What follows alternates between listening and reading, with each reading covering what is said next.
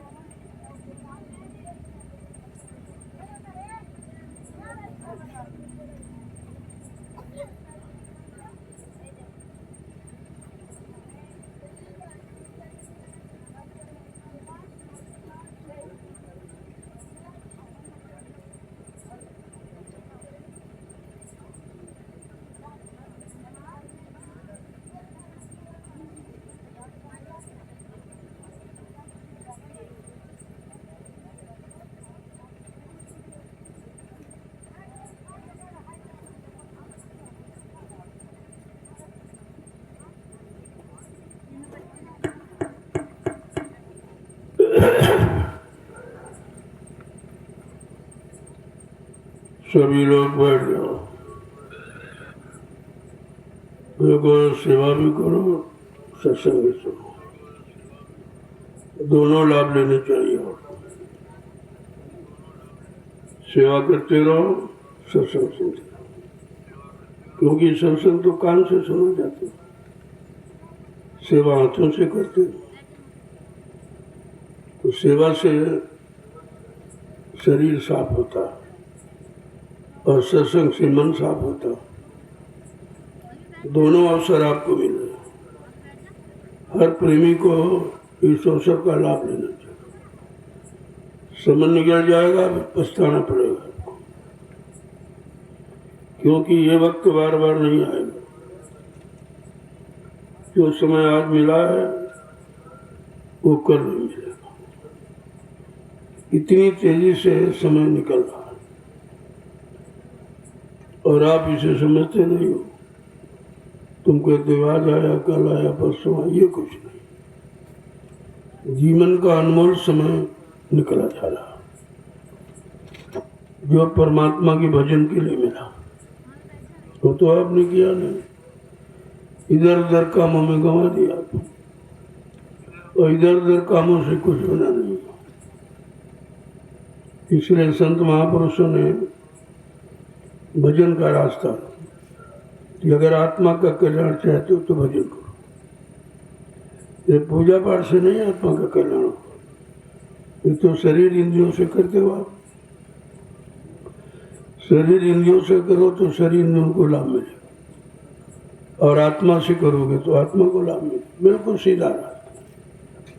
जो शरीर इंद्रियों से, मन बुद्धि चित्त से जो पूजा पाठ, तीर्थ व्रत, दान हवन, जप जप, गंगा स्नान करते हो, इससे शरीर को लाभ मिलेगा। और शरीर नाशवान है, शरीर साथ जाएगा नहीं, तो ये पूजा भी तुम्हारे साथ नहीं जाएगी, यही छूट जाएगी। इसलिए संतों ने कहा जीवात्मा जाएगी, अगर जीवात्मा से भजन कर लिया तो ये साथ जाएगा।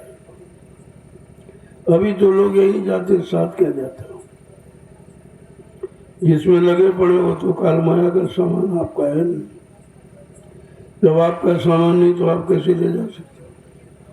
इसी बात को लोग नहीं समझ पाए, न ऋषि, न मुनि, न योगी, न ब्रह्मचारी, कोई नहीं समझ पाया। इतना ऐसा ही जाल काल माया का है, जल्दी किसी के समझ में नहीं आएगा। बिना संतों की कृपा के तो आप समझ ही नहीं सकते। तो जिन्होंने समझा, जो काल माया को जीत गए, वही आपको जीतना सिखाएंगे। तो इसलिए जब मौका मिल जाए, क्योंकि कलयुग वैसे तो सबसे खराब लोगों ने बताया, लेकिन संतों ने कहा नहीं, कलयुग सबसे अच्छा। जीवात्मा के कल्याण के लिए ये कलयुग सबसे अच्छा। उन्होंने कहा कलयुग समनयान युग, जो नर कर विश्वास। कलयुग के समान दूसरा अच्छा युग जीवात्मा के पार जाने का है ही नहीं, क्योंकि संताए नहीं थे, तब जीवात्मा के कल्याण का कोई प्रश्न ही नहीं था। सब लोग शरीर इंद्रियों के कर्म करते थे और उसी से मतलब राजा महाराजा, धनी मानी ये बनते रहते थे, जन्मते मरते, जन्मते मरते रहते। लेकिन जन्म मरण से छुटकारा नहीं मिला। छुटकारा मिलेगा भजन से। भजन के अलावा कोई ऐसा रास्ता यहाँ नहीं है जो जन्म मरण से छुटकारा पा जाओ या 4 कान 84 लाख नरकों की योनियों से बच जाओ। इसलिए संत महापुरुषों ने भजन को आगे रखा और आपने वादा भी किया। माँ के गर्भ में आपने वादा किया, अब प्रभु कृपा करो यही भक्ति, सब तज भजन करब दिन रात। ये वादा करके आप, हे प्रभु ऐसी कृपा दिया कर दो, इस काल माया के नरकों के जाल से अलग कर दो, तो जब मैं बाहर जाऊंगी तो तुम्हारा भजन करूं। आपने भजन का, पूजा का वादा नहीं किया, भजन का। और सब जगह लिखा गया, ऐसे बिन हरि भजन खगेशा, मिटे है न जीवन के कलेशा।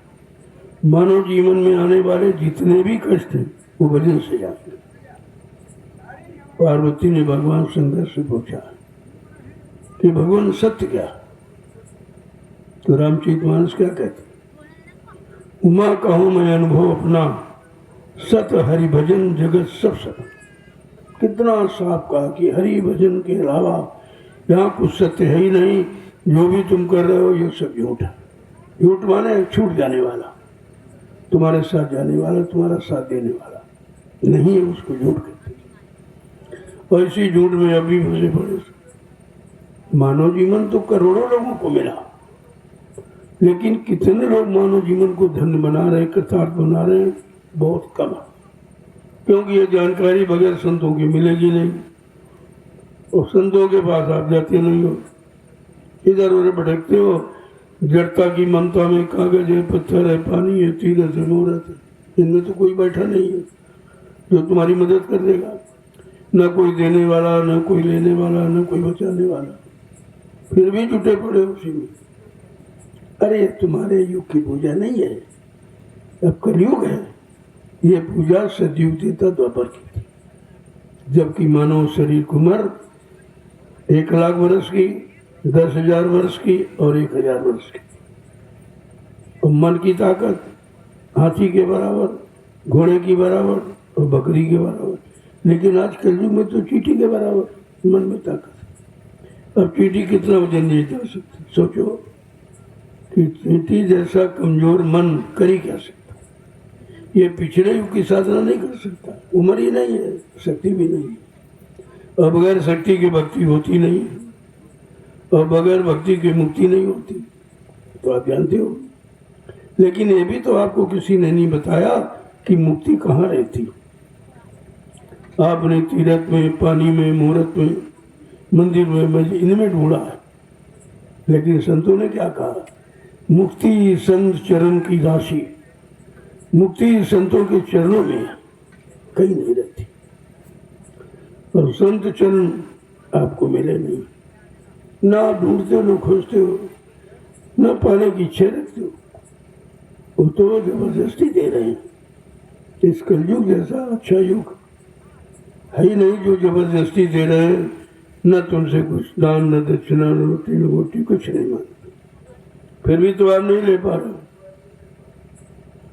इतना मन कमजोर, भोगी विलासी, इतना गंदा कि वो संतों की शरण में जा ही नहीं सकता, वहां नहीं पहुंच पाएगा, क्योंकि तुमको उनकी पहचान नहीं। और जब तक उनकी शरण में नहीं जाओगे, उनके आदेश हुक्म का पालन नहीं करोगे, तब तक समझ नहीं सकते। उनकी पहचान ऐसे नहीं की जाती। कोई दाढ़ी बाल, लाल पीला कपड़ा पहचान नहीं है। ये तो शरीर का कवर है। जैसे जीवात्मा का कवर शरीर और शरीर का कवर कपड़ा, दोनों कवर है। इसलिए दोनों ही छूट जाएंगे, आपके साथ जाने वाले नहीं। लेकिन ये किसी ने आपको न बताया, न कोई बताएगा, क्योंकि ये जानकारी संतों के सिवा किसी पास है। अभी अवसर मिला है, उसका आप लोग लाभ उठा लो। अब आपको कुछ नहीं करना, न घर गृहस्थी परिवार छोड़ना है, न कोई दाढ़ी बाल, लाल पीला कपड़ा पहनना है। अपने परिवार में रहकर अपने बाल बच्चों की सेवा, ये कर्म कर जा आपका। कोई पत्नी बन के आया, कोई पति बन के आया, कोई भाई बन गए, कोई बाप बेटा बन गए, कोई अचानक दरवाजे आ गया, उसका भी लेन देन तभी वो आया। लेकिन इस कर्मों के गूढ़ राज को संतों की सेवा कोई नहीं जानता, किसी को नहीं मालूम।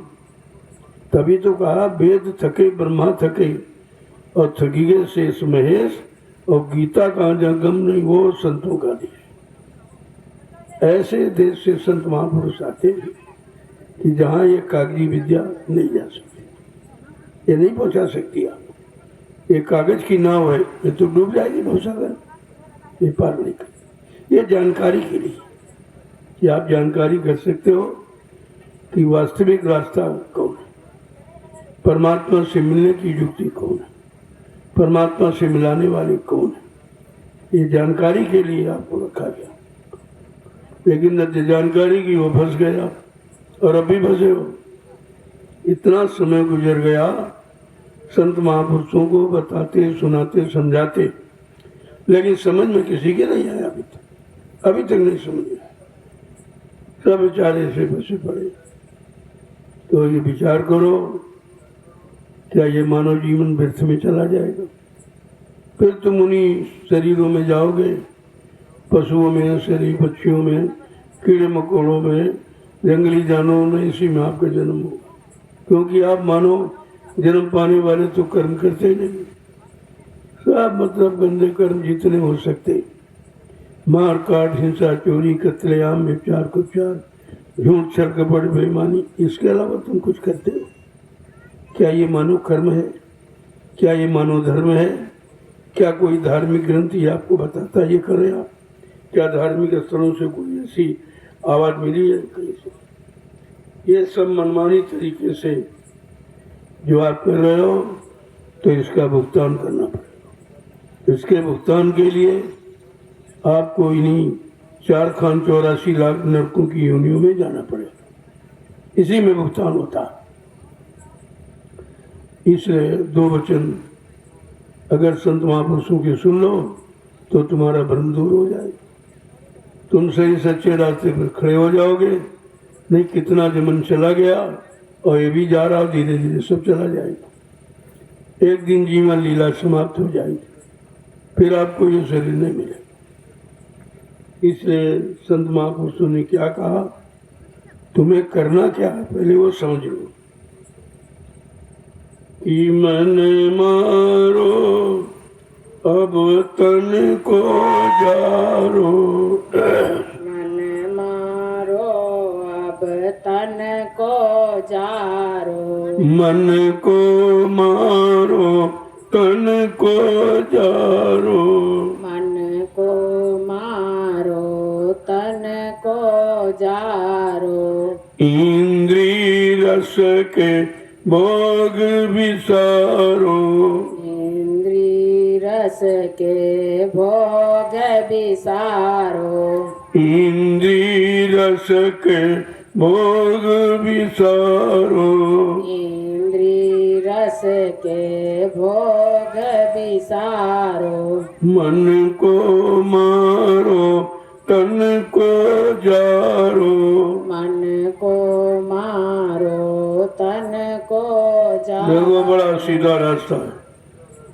मन को इंद्रियों के घाटों से हटाओ, क्योंकि इसी से वो गंदा हुआ और शक्तिहीन हुआ। उधर से मन को हटाओ, जो शरीर बर्बाद हो रहा मन के कहने पर चलकर, भोगों में फंसकर, उसको अब थोड़ा सा सुधारो, उसमें सुधार करो, नहीं शरीर व्यर्थ में चला जाएगा। आगे क्या कह रहे हैं महापुरुष,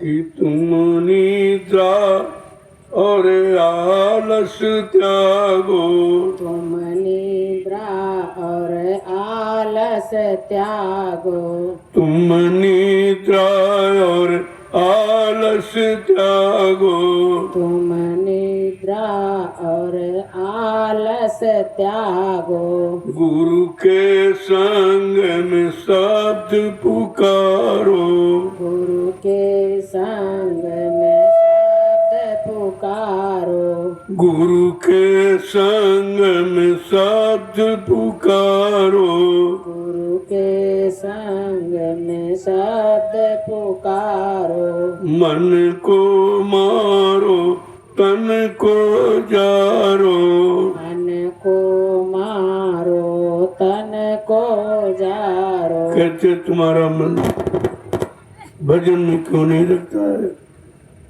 कि आलस्य और निद्रा ये तुमको भजन करने नहीं देते। ये भी दोनों शत्रु हैं आपके, निद्रा और आलस्य।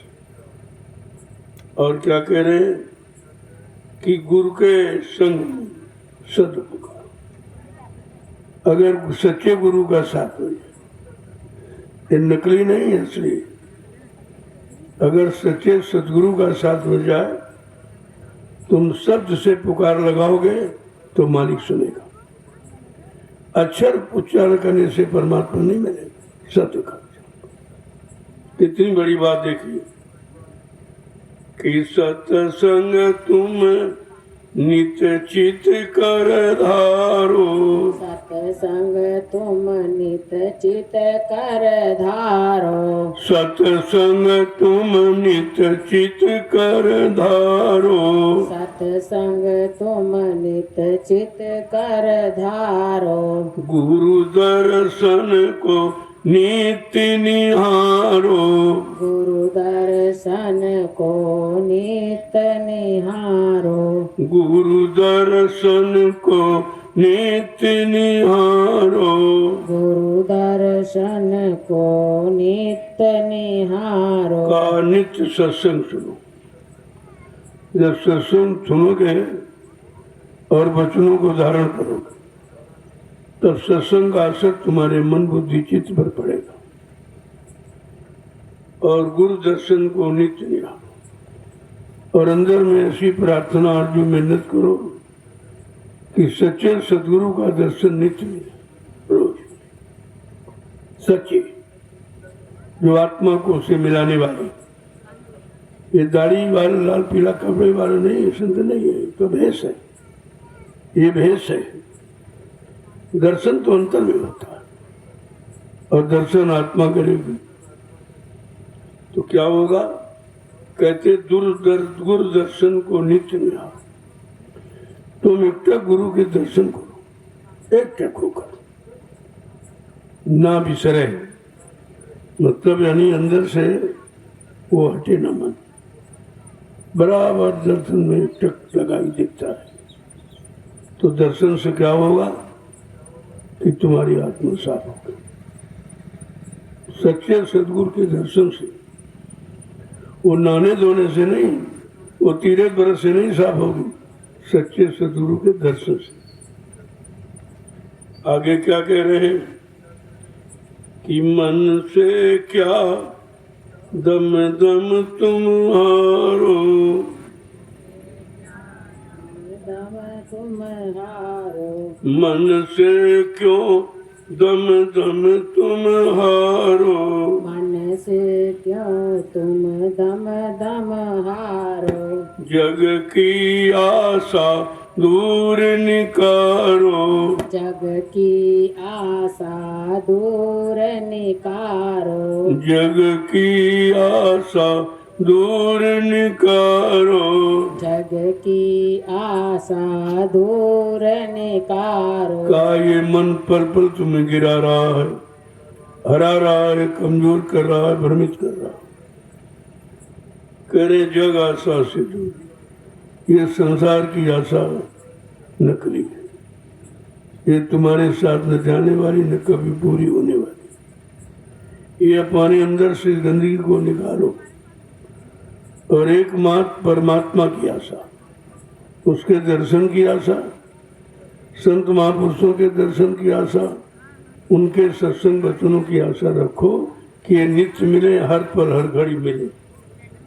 आगे क्या कह रहे हैं? ये भरम सभी अपने से टारो। ये भरम सभी अपने से टारो। भरम सभी अपने से टारो। भरम सभी अपने से टारो। फिर पर को तुम घर को न्यारो। फिर पर को तुम घर को न्यारो। फिर पर को तुम घर को न्यारो। फिर पर को तुम घर को न्यारो। मन को मारो तन को जारो। मन को मारो तन को जारो। इंद्री रस सब भोग विसारो। इंद्री रस सब भोग विसारो। का ये सारा भ्रम है, इसको अपने अंदर से निकालो। ये भ्रम है। यहाँ का जितना भी काम आप करते हो शरीर इंद्रियों से भ्रम है, क्योंकि ये तुम्हारे साथ जाने वाला है। जब शरीर नहीं जाएगा तो कर्म कैसे जाएगा? इसको अपने अंदर से निकालो। और कह रहे हैं कि फिर परखो तुम अपने अनोखे घर की तरह। या अनोखे घर की जानकारी देने वाले संतों को परखो, पहचानो।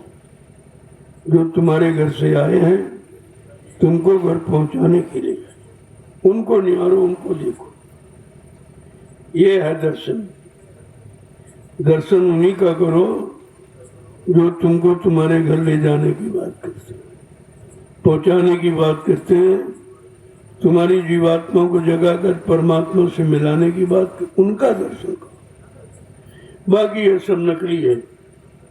क्या कह रहे कि खोलो चढ़े गगन निहारो, खोलो चढ़ कर गगन निहारो, खोलो चढ़ कर गगन निहारो, खोलो चढ़ कर गगन निहारो, खोलो चढ़ कर गगन निहारो।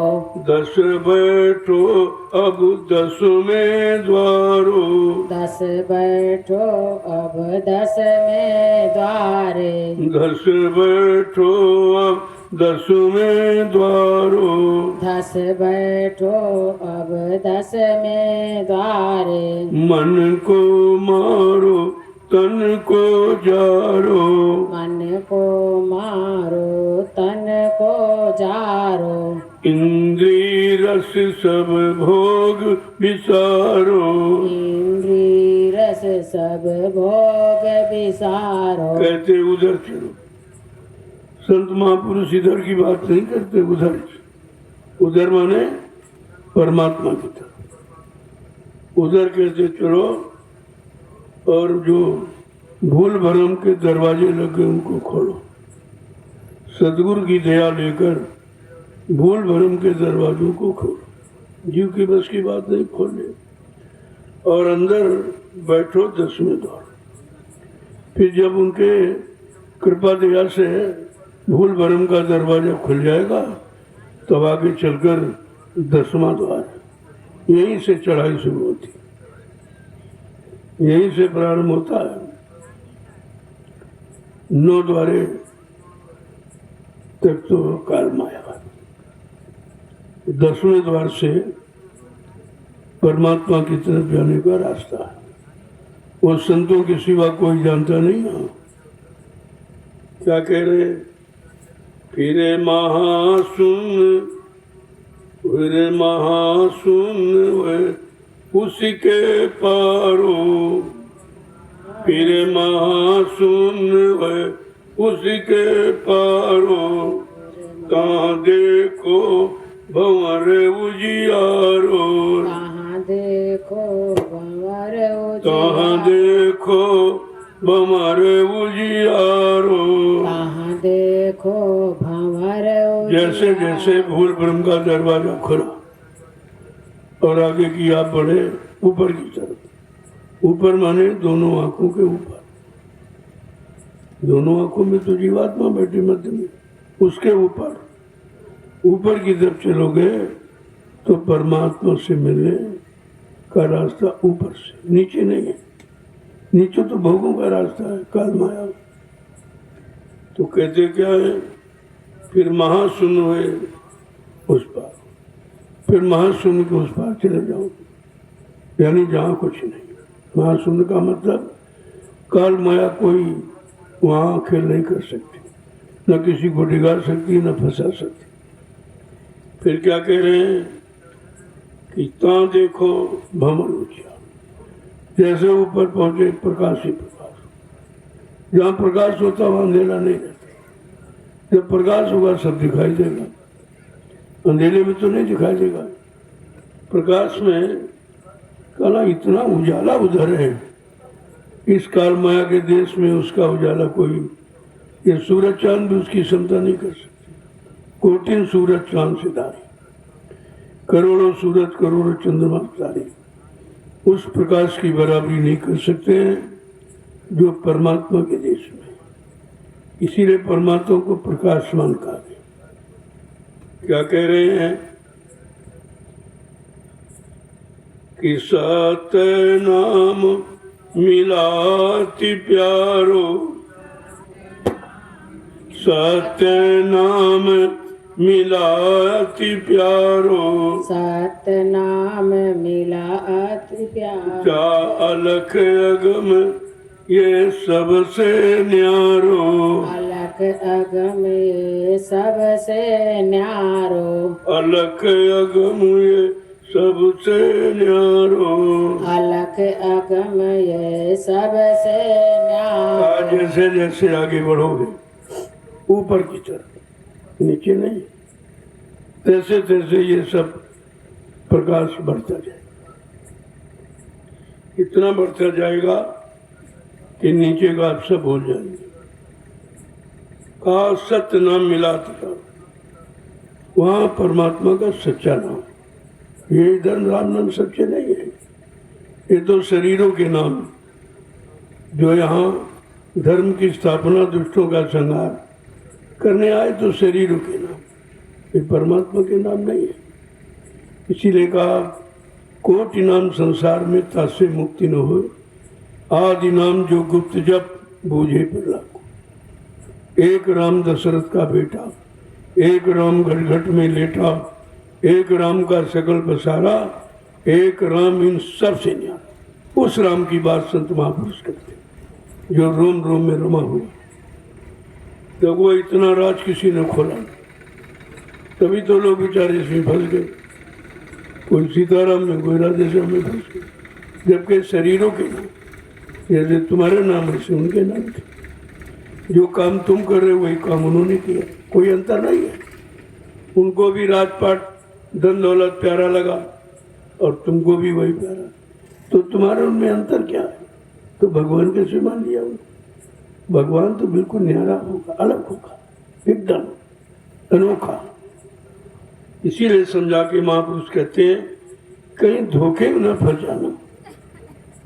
कहते हैं जा अलख गम उतारो, जब आगे चलोगे तो अलख और अगम और अनाम, ये सच्चा स्थान है हमारी आपकी जीवात्मा का।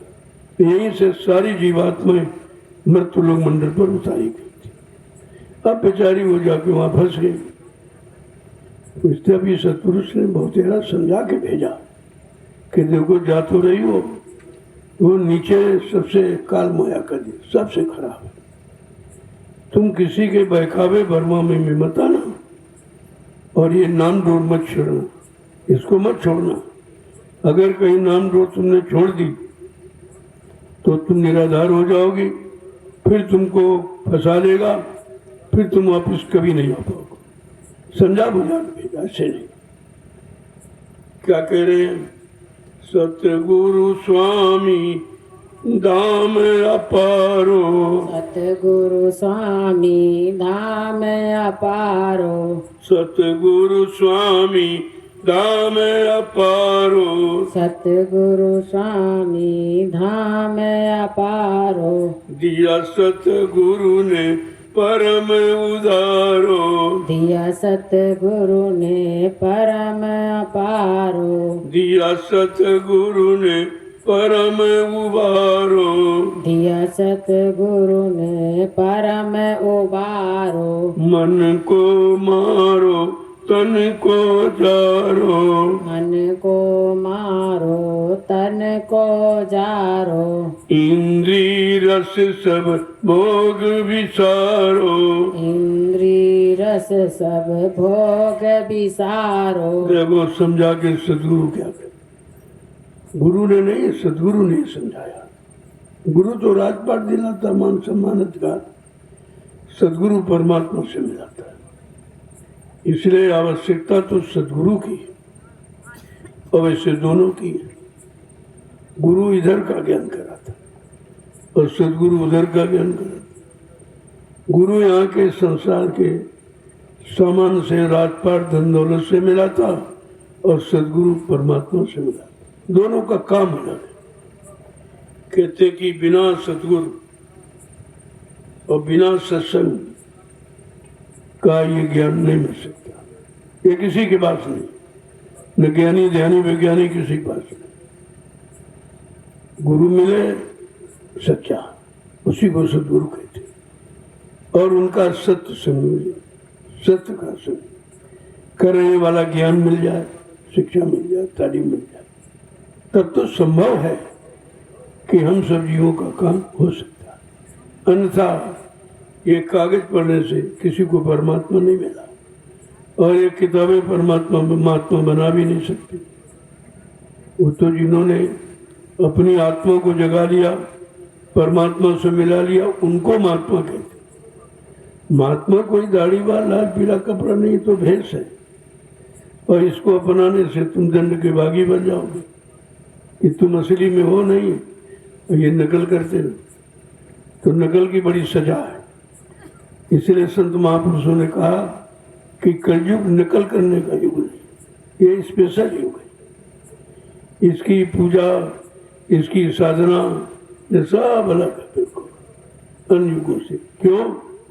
कलयुग में उम्र भी कम है। देखो सतयुग में मानव शरीर की उम्र 1 लाख वर्ष की, और मन की ताकत हाथी के बराबर थी। उस समय सतयुग जोगी सब विज्ञानी करी हर ध्यान तरो गोपरा। इसके बाद त्रेता आया, 10,000 वर्ष की उम्र शरीर की थी, और मन की ताकत घोड़े के बराबर। तो कहते त्रेता विविध यज्ञ नर करे। त्रेता में नाना प्रकार के यज्ञ हवन पूजन का विधान था। ये त्रेता का है, कलयुग का नहीं है। और आप कलयुग में कर रहे, सब उल्टा करते। इसके बाद द्वापर आया, तो द्वापर में मानव शरीर की उम्र 1,000 वर्ष की, मन की ताकत बकरी के बराबर, और पूजा पाठ क्या था कि द्वापर युग प्रभुपद पद पूजा। द्वापर में भगवान की पैरों की पूजा, ये मूर्ति पूजा, ये द्वापर में मतलब ये सब आपको सिखाया गया था। वेद व्यास ने ये तरीका निकाला था पूजा का कि जीव को धर्म की तरफ कैसे मोड़ा जाए, जीव में नास्तिकता कैसे खत्म की जाए। तो उसके लिए वेद व्यास ने बड़ी बड़ी मूर्तियां और बड़ी बड़ी आंखें, आप ही चले जाओ खजुराहो जगन्नाथपुरी तो आपको मिलेगा सब, कि इंसान को कैसे धर्म की तरफ मोड़ा जाए। तो बड़ी बड़ी मूर्तियां बनवाते थे, कहते इनके आगे खड़े हो और एकटक अपनी आंख से इनको देखो। एकटक का मतलब स्थिर प्रज्ञता, एकाग्रचित करने का ये विधान था। धीरे धीरे धीरे धीरे धीरे धीरे बड़ी मेहनत करने के बाद इंसान को इंसान बनाया गया, धर्म की तरफ उसको मोड़ा गया, परमात्मा की तरफ धीरे धीरे उसका रुख बनाया गया। ऐसे नहीं हुआ। और अब है कलयुग। कलयुग में मानव शरीर की उम्र 100 वर्ष की, वो भी नियम संयम, अच्छा खान पान, अच्छे कर्म करोगे तो। अगर बुरे कर्मों में, बुरे खान पान में चले गए तो आप देख रहे हो 50 में खेल खत्म हो रहा। 30-30, 20-20 साल के लोग मर के चले जा रहे। ये बुरे खान पान का, बुरे कर्मों का असर है। इसलिए 100 वर्ष तो किसी किसी को जो नियमानुसार नियम का पालन करते हैं वो 100 वर्ष की उम्र पाते हैं। अच्छा खान पान करो जो परमात्मा ने इंसानों के लिए बनाया। देखो सबका भोजन भगवान ने अलग बनाया, पशुओं का अलग, पक्षियों का अलग, जंगली जानवरों का अलग, कीड़े मकोड़ों का अलग, और तुम्हारा भोजन सबसे अलग बना। क्यों? इंसान परमात्मा को बहुत प्यारा, बहुत ज्यादा प्यारा। उन्होंने कहा भी है कि हमको मानो बहुत प्यारा, क्योंकि मैंने इसी शरीर में मैं भी आता हूँ, इसलिए इस शरीर में जब तुम्हें जन्म मिले तो समझ लो तुम परमात्मा को प्राप्त कर सकते हो। इतना बड़ा लाभ हमें आपको मिलने का समय मिला, और हम सब गंदे खान पान, गंदे कर्मों में गंवा रहे इसको, तो इसकी सजा पाएंगे आप। नरकों में इसकी सजा, इसमें कोई माफी नहीं होती। जो तुमको वो तीरथ व्रत दान पुण्य करने कोई माफ हो जाएगा, ये माफी का विधान नहीं है। ये अच्छा और बुरा दोनों कर्म इसी काल माया देश के, ये शरीर से होते हैं और शरीर तक सीमित है, लेकिन आत्मा पर जो गंदगी चढ़ जाती वो नहीं उतार सकते आप। उसके लिए तो आपको सत्संग करना ही पड़ेगा। सत्संग का मतलब सत्य का संग, सत्य की जानकारी, सत्य का अनुभव, सच्चित आनंद को प्राप्त करना, ये तो आपको करना ही पड़ेगा, तब कुछ होगा। ऐसे कुछ होने वाला नहीं। अब यह चीज सब जगह नहीं मिलेगी। ये तो बड़ा सौभाग्य है। ये 88,000 ऋषियों की तपोभूमि है, इसलिए हमको यहाँ आना पड़ा। इसी भूमि पर साधना हो सकती है, इसी भूमि पर कलयुग के जीवों को लाभ दिया जा सकता है, या कलयुग के जगाए नाम की साधना कराई जा सकती है। ये केवल इसी स्थान पर संभव है। पूरे विश्व में कोई ऐसी भूमि नहीं है जहाँ पर 88,000 ऋषि मुनियों ने तपस्या की। यही स्थान है, और तुमको मिला, तुम इसका मतलब ही नहीं समझते, दुरुपयोग करते हो, इसे गंदा कर रहे हो, तो भाई इसकी सजा पाएंगे आप। किसी के मकान को, स्थान को गंदा करो तो क्या तुम्हें तुम्हारी पूजा करेगा? वो तो तुमको अपमान करेगा, अपमानित करेगा, मारेगा, सताएगा। वही आप यहाँ कर रहे हो। ये भूमि ऋषि मुनियों की तुम्हारी नहीं है, सकल भूमि गोपाल की, ये तुम्हारी नहीं है। इसलिए बहुत सोच समझकर रहने की जरूरत है, बहुत सोच समझकर चलने की जरूरत है, बहुत सोच समझकर सच्चे कर्म करने की जरूरत है। इसकी आवश्यकता है। लेकिन तुम कैसे करोगे? बिन सत्संग विवेक न हुई। बिना सत्संग के बुद्धि में विवेक ज्ञान तो हो ही नहीं सकता। ये किताबों से किताबें पढ़कर होता है, सब लोग किताबें पढ़ रहे। इतने धार्मिक ग्रंथ यहाँ हैं, लेकिन धर्म कोई नहीं जानता, न धर्म पर कोई चल रहा। तो धार्मिक किताबें बेचारे क्या करें? वो हाथ पकड़ के थोड़ी चलाएंगे तुमको। धार्मिक स्थल, मंदिर, मस्जिद, गिरजा, गुरुद्वारे, ये क्या करेंगे? ये जबरदस्ती तुम्हारे पास थोड़ी आएंगे बताने के लिए। कम से कम विचार करो। ये मानव शरीर मिला है, ये बुद्धि जो मानव की दी गई परमात्मा ने अच्छे काम को करने के लिए दी, बुरा काम को नहीं, अच्छे काम। और कितने लोग अच्छे काम कर रहे हैं? जरा अपने आप को देखो, तुमने अपने जीवन में कितने अच्छे काम किए और कितने कर रहे हो, आगे कर सकोगे? विचार कीजिए आप। जब कोई अच्छा कर्म नहीं किया तो फिर अच्छा लाभ कैसे मिलेगा? यहाँ तो कर्मों के अनुसार लाभ मिलता है। अच्छे कर्म करोगे अच्छा लाभ मिलेगा, बुरा कर्म करोगे बुरा सजा मिलेगी आपको। और वही आप नीति उठा रहे हो, लेकिन फिर भी चेतना जागृति नहीं आ रही, समझदारी नहीं आ रही। कितना संत महापुरुष कितनी मेहनत करते हैं, इतनी तो किसी ने नहीं की, और बिल्कुल निस्वार्थ करते। कोई दान दो दक्षिणा, कोई रोटी धोती लंगोटी आपसे नहीं मांगते, बिल्कुल निस्वार्थ है। इस जीव से उनका संबंध निस्वार्थ है, क्योंकि जीवात्मा उनकी है। अपनी जीवात्मा के उद्धार कल्याण के लिए उन्होंने मानव तन धारण किया है, और नित्य उसके उद्धार में लगे हुए कि किस तरह से इस पर गंदगी चढ़ गई, कैसे उतरेगी, कैसे इसको मतलब यानी पाक साफ निर्मल बनाया जाए। क्योंकि भगवान ने तो कहा है कि मैं किसको मिलता हूँ। आप कभी रामचरितमानस पढ़ते ही नहीं, बाँचते हो, पढ़ते नहीं। क्या लिखा? निर्मल मन जन सो मोहि पाऊं। फिर क्यों नहीं? फिर मन को गंदा क्यों करते? जब जिसका मन बुद्धि चित्त निर्मल होगा, खान पान अच्छा होगा, कर्म अच्छे होंगे, भगवान कह रहा वो मुझके पावेगा। मोहे छल छिद्र कपट नहीं भावे। ये छल कपट झूठ गंदा खान पान बेईमानी ये मुझको नहीं भाती। और तुम सब वही करते हो जो परमात्मा को अच्छा नहीं लग रहा। जब परमात्मा को अच्छा नहीं लग रहा तो फिर तुम्हें बचाएगा कौन? तुम्हारी मदद कौन करेगा? रक्षा हिफाजत कौन करेगा?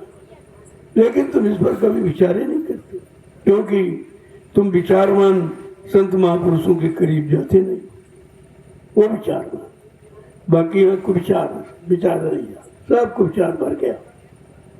अब धीरे धीरे व्यवस्था बिगड़ गई, इतनी बिगड़ गई कि इंसान अपने बुरे कर्मों के द्वारा ही सजा पा रहा, परेशानी उठा रहा, दुख तकलीफ उठा रहा, और फिर भी समझने का प्रयास नहीं कर रहा।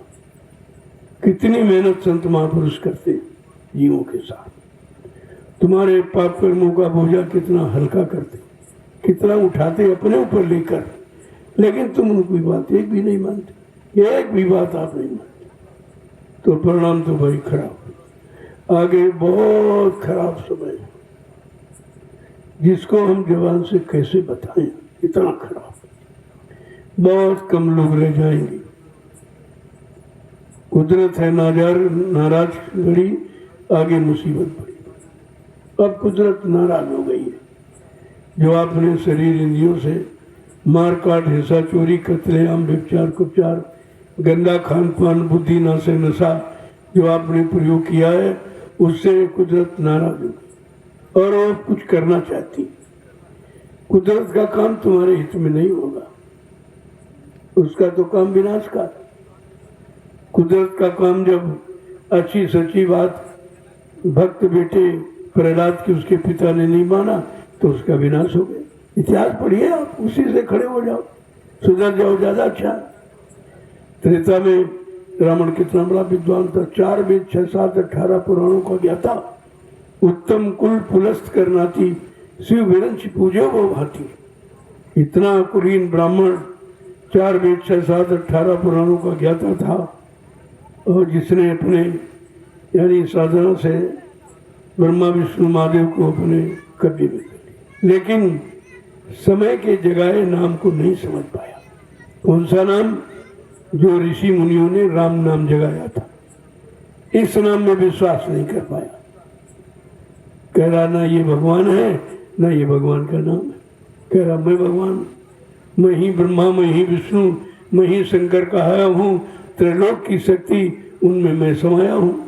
सूर्य और चंद्र मेरी आज्ञा से उदय और अस्त होते हैं, मेघ मेरे इशारे से सदैव जलवृष्टि करते। इतना बड़ा अहंकार मारा गया। जो आया अहंकार किया करा सब बेकार, और तुम्हारे सब पर अहंकार का भूत चढ़ा हुआ, तो ये कुदरत उतारेगी। ये भूत चढ़ा नहीं था, उतरेगा। जब भूत उतरेगा तो धराशायी हो जाओगे, कुछ नहीं बचेगा। इसलिए तुम्हारा सब कुछ बच जाए, परिवार, आल औलाद, बच्चे, घर द्वार सब बच जाए तुम्हारा। महात्मा तो सब तरफ से तुम्हारी मदद कर रहे हैं, लेकिन तुम उनकी बात सुनते ही नहीं, सुनते ही आप नहीं हो, तो फिर मदद कौन करेगा? अब ये कुदरत नाराज हो गई है और वो कुछ करना चाहती है। संत महापुरुषों ने अगर अपना हाथ तुम्हारे सिर पर से हटा लिया तो कुदरत को नंगा नाच करने में देर नहीं लगेगी। फिर सेकंडों में, मिनट से भी बड़ा सेकंड पर घड़ी में करोड़ों जीव चले जाएंगे एक ही झटके। और आप जाना चाहते हो तो करते रहो, अगर बचना चाहते हो तो अब भी आप सुधर जाओ, अपनी जगह खड़े हो जाओ, अपने मानव कर्म धर्म को समझ लो, मानव खान पान को समझ लो। अभी आपको बचने का मौका है। बज रहा काल का डंका, कोई न बचने पाएगा।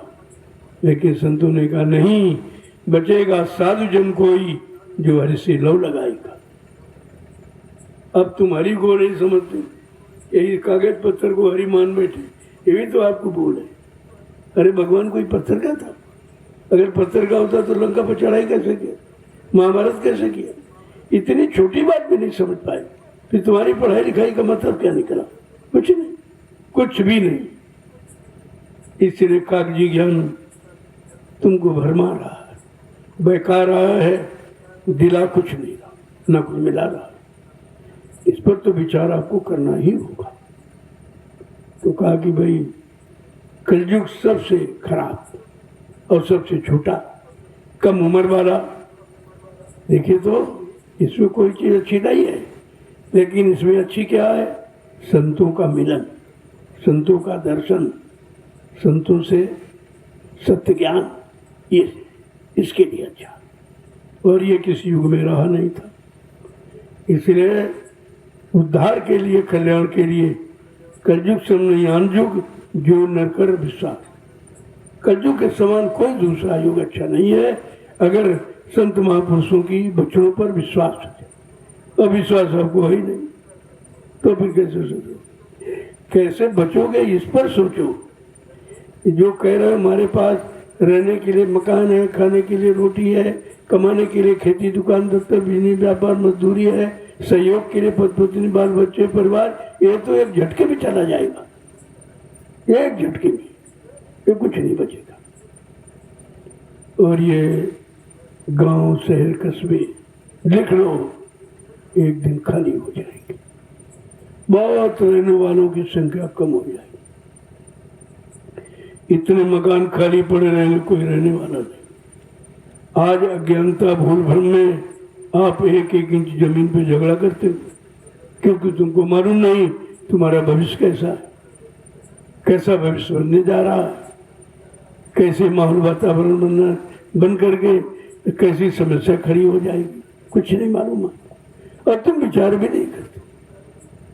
आदमी चलो नहीं जानता है तो किसी से पूछ लेता, कोई रास्ते का ज्ञान अगर नहीं है तो किसी जानकार से पूछ लेते हो, हम उसको जाना चाहते बता दीजिए। लेकिन तुम तो अभी नहीं करते, जानते भी नहीं और मानते भी नहीं, तो इससे बड़ी सजा और भी कुछ नहीं। फिर आप अपने आप को बचा नहीं पाओगे। ये बचाने के सामान नहीं है जो जोड़े बैठे हो, ये तो सब यही छूट जाएगा। जब शरीर से जीवात्मा निकलेगी, शरीर भी यहीं पड़ा रहेगा, दुकान, मकान, जमीन सब यहीं पड़े रहेंगे, रुपया, पैसा, धन दौलत, पद पत्नी, बाल बच्चे सब यहीं छूट जाएंगे, कोई साथ नहीं जाए। तुम्हारा साथ देने वाला कोई है ही नहीं, और तुमने कभी उस पर विचार नहीं किया। और जिनको अपना समझा वो धोखा है, वो सपना है। यही संत महापुरुष बताते हैं, यही समझाते। इसके समझ में आ जाता, वो अपना काम बना लेता, और बाकी सब जो कहते हैं जा पर दया भई सतगुरु की, वही हुए निहाल, और बाकी फंसे काल के जाल। जिन पर भक्ते मर्षित समय के सतगुरु की दया हो गई, और समय की जगह नाम को जिसने पा लिया और नाम की कमाई कर ली, वो सार्थक है, हो जाएगा, बाकी नहीं जा पाएंगे कोई। ये सब बात समझने की है। और सत्संग एक समझौती है। सत्संग कोई गाना बजाना, कोई मनोरंजन नहीं है, वो समझौती है कि आपके मन बुद्धि चित्त को समझाती है और जीवात्मा को जगाती है, दोनों काम करती है। जय गुरुदेव नाम प्रभु का। अब आप लोग खड़े हो जाइए, जरा खड़े हो जाओ। कितनी देर लगाते हो? जितनी देर तुम्हारे खड़े होने पर उतनी देर सत्युग आने में है। अब यहाँ बड़े बड़े प्रश्न मेरे पास आते हैं, महाराज सत्युग कब आएगा, सत्युग कब आएगा। हमने कहा सत्युग तो आएगा, क्या सत्युग तुम देख सकोगे? सत्युग देखने वाले कर्म तुम्हारे हैं, सत्युग देखने वाले खान पान तुम्हारा है, भाव विचार, फिर कैसे देख लोगे? अगर सत्युग देखना है तो यही हट कर लो, हम बाबा जी का सत्युग देखेंगे, हम आज से शाकाहारी सदाचारी हो जाएंगे, आप देख लोगे। ऐसी बात नहीं है। लेकिन जो खान पान कर रहे हो, इससे तो जल्द जाने वाली, ये जाने की तैयारी, रहने की तैयारी नहीं। कितने आपके सामने गांव से चले जा रहे हैं, देखो, जिन्होंने बुरा कर्म किया या कर रहे हैं, वो यहाँ रह नहीं पाएंगे। काल उनको भी जगह नहीं देता। काल के यहाँ भी धर्म है, कर्म है, मानवता है, इंसानियत है, प्रेम, प्यार, मोहब्बत, सेवा, दया, सदाचार, परमात्मा की यादगार, माँ बहन बेटी की परख पहचान, उसके यहाँ भी नियम है। ऐसा नहीं कि नियम नहीं, लेकिन आप तो न काल की बात मानते न दयाल की मानते, न तुम काल के ही जानते हो न दयाल को भी जानते, तो फिर कैसे होगा? इसलिए अभी मौका, अभी वक्त है, गुनाहों से तौबा कर ले, फिर न कहना कि हमने सुना था पैगाम नहीं। मैं 15 वर्ष से लगातार पूरे हिंदुस्तान को संकेत कर रहा हूँ कि अब भी बात मान लो, धर्म कर्म पर आ जाओ, मानवता इंसानियत में आ जाओ, प्रेम प्यार मोहब्बत सेवा दया सदाचार परमात्मा की यादगार में लग जाओ, माँ बहन बेटी की परख पहचान करो, अन्यथा कुदरत सख्त सजा सुनाने जा रही है। इस बात को गांठ में बांध लीजिए। जय गुरुदेव नाम प्रभु का, जय गुरुदेव नाम प्रभु का, जोर से बोलो, जय गुरुदेव, सब मिल बोलो, जय गुरुदेव, बोलना होगा, जय गुरुदेव। अभी से बोलो जय गुरुदेव। दुख दर्द हरेंगे, जय गुरुदेव। सब कष्ट मिटेंगे, जय गुरुदेव। सुख शांति भी देंगे, जय गुरुदेव। सबके दाता, जय गुरुदेव। सबके मालिक। जय गुरुदेव। प्रेम से बोलो जय गुरुदेव। ये नाम नहीं इंसान का, ये नाम है प्रभु का। ये काम नहीं इंसान का। ये काम है प्रभु का। देखो ये नाम, ये बता रहा मैं क्या क्या करूंगा। अन्य नामों में तो मारकाट थी, साम दाम भेद और दंड, 4 रीतियां बनाई, समझाया बुझाया, लालच दिया, नहीं माने तो मार काट दी। लेकिन कलयुग का है, जय गुरुदेव नाम प्रभु का है। ये किसी आदमी इंसान, किसी आत्मा महात्मा का नाम नहीं तो धोखे में आप बैठे। ये प्रभु का नाम है, और प्रभु सारी सत्ता का मालिक, प्रभु ईश्वर ब्रह्म पार ब्रह्म महाकाल सबसे बड़ा। रामचरितमानस उठा के देखिए कि उत्तरकांड में क्या गोस्वामी महाराज ने लिखा। एक अनीय नामा अज सच्चिदानंद प्रभु धामा।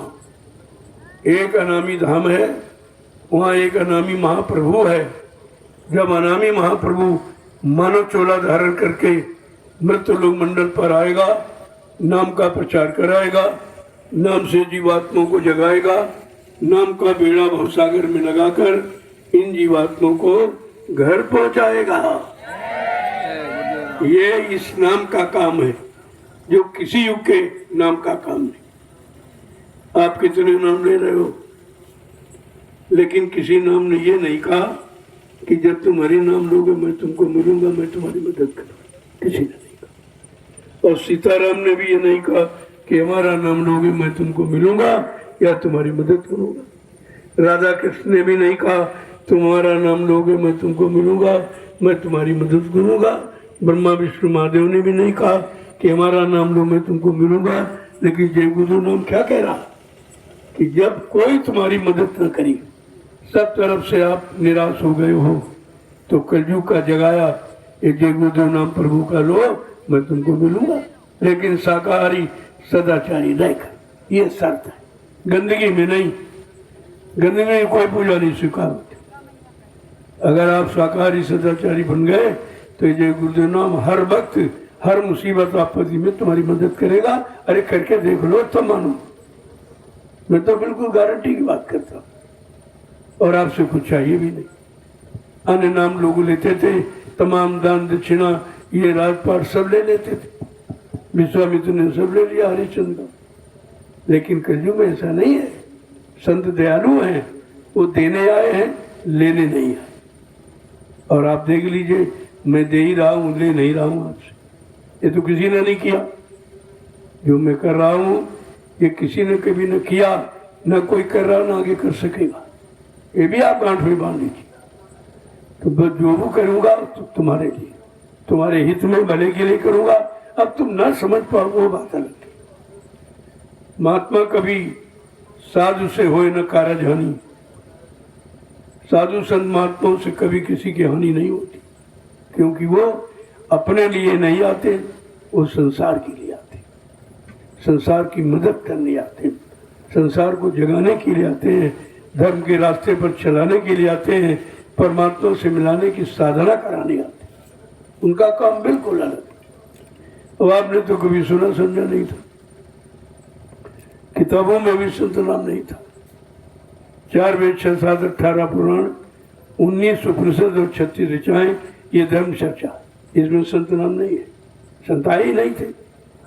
ये तो भी कलयुग में जब से कबीर साहब आए, उन्हीं से ये संत मत चला है और संत नाम लोगों को सुनने को मिला। जब संत नहीं थे तो सदगति नहीं थी, तब जीवात्मा जगाने का रास्ता नहीं था, जीवात्मा परमात्मा से मिलती नहीं थी, अन्य लोकों में जाती रही। और उस लोकों में जाकर पुण्य के द्वारा आप गए और पुण्य छीने मृत्यु लोक है। जब वो पुण्य छीन हो गया तो फिर आपको मृत्यु लोक में भेज दिया, जाओ। तो यही कर्म करते करते जाते जाते जाते जाते समय निकल गया, जीवात्मा का उद्धार नहीं हुआ। तब संतों की दया उठी, लाग दया सुर कोमल सी संता। तब संतों के हृदय में दया उठी, उन्होंने अपना सत्यलोक मंडल छोड़कर इस मृत्यलोक मंडल पर हम सब जीवात्माओं को जगाने के लिए लेने के लिए आ गई। उनका ये काम आप समझ ही नहीं पा रहे, सबको एक ही तरह तोड़ रहे आप तराजू पर। संतों का विषय अलग है, वो लेने आपसे कुछ नहीं आए, देने आए।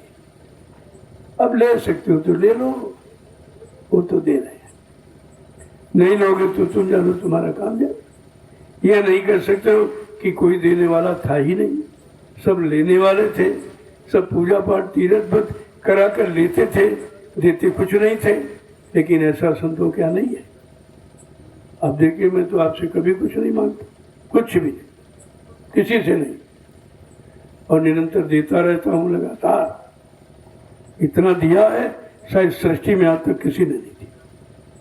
पहले देखो इस विचार को, और जो कुछ यहाँ करूँगा इस भूमि पर, यहाँ के क्षेत्र के आगे आने वाली संतानों के लिए करूँगा। तुम तो नहीं समझे हो, तुम्हारा खान पान नहीं ठीक, तुम्हारी आंखों से महात्मा दिखाई नहीं देते, और तुम बुद्धि से उनको समझ भी नहीं सकती। इतनी बुद्धि खराब आपने कर ली गंदा खान पान करके। अब तुम्हारी बुद्धि में परख नहीं है, पहचान नहीं रही। लेकिन जो मैं कर रहा हूँ ये आगे आने वाली संतानों के लिए कर रहा हूँ, उन्हीं के लिए प्लेटफॉर्म तैयार कर रहा हूँ। धीरे धीरे आप देखते जाइए कैसे काम होता है। जय गुरुदेव नाम प्रभु का।